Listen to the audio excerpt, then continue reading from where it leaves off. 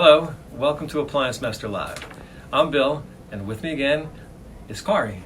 Hi, Kari. Hello, and today we're going to be talking about refrigerators and just some things to keep an eye out for in the event that they start to break down, which would be very unfortunate this time of year because it is getting into the holiday season as we've been discussing. Yeah, this week or soon we're starting our busiest week of the year. So it's better to, if you have a situation like now this week, you have a chance of getting things fixed or even an appointment scheduled, because next Monday through Wednesday are going to be what's a good word? Hellacious? Yes. Nuts? Crazy. Busy? Let's keep Pretty going. much I would err on the side of if we come out to you on Monday and we need to order parts, it's probably not going to be fixed by Thursday. Hey, don't be negative. No. I want to say 2/3 of the time we come out, we only have to come out once. So but you never know. That should be another show. We could do like err on the side of caution and call us today if you need an appointment. we could probably do a whole show on like saving the holidays, like the miracles of Christmas is saved and Thanksgiving, because that happens every year too. 1-year-old birthday parties we've saved. Yes. Anyway, so what you can do in advance is like don't wait for a breakdown or for your for your refrigerator to get warm or your washer not to drain or your dryer not to dry. Pay particular attention, especially these couple of days before the weekend.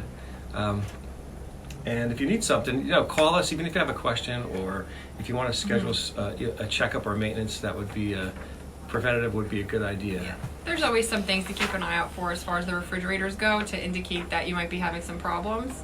One of them would be that it's warm to the touch, on the side. Yep. Or inside, which would be worse.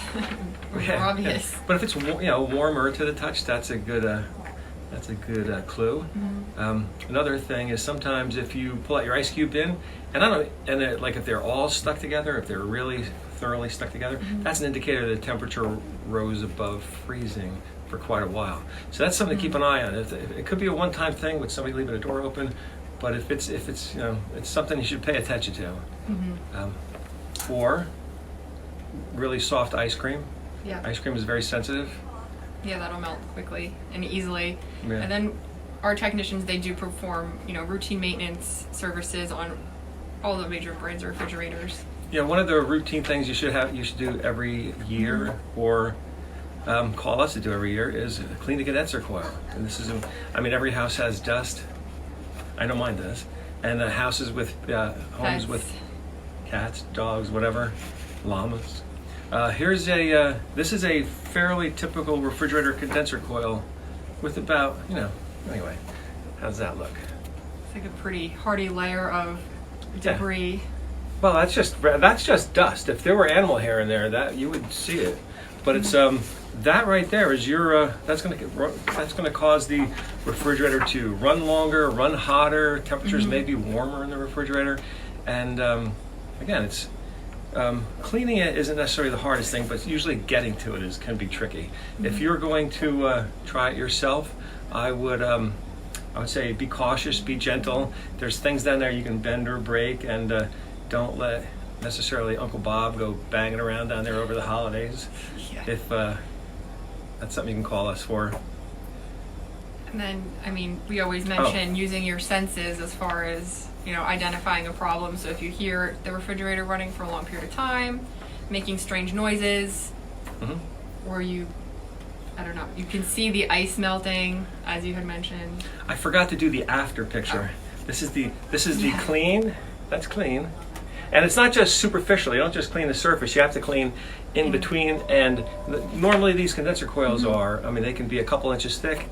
Again, before, mostly superficial. After. And it's not just the internal part of the coil itself.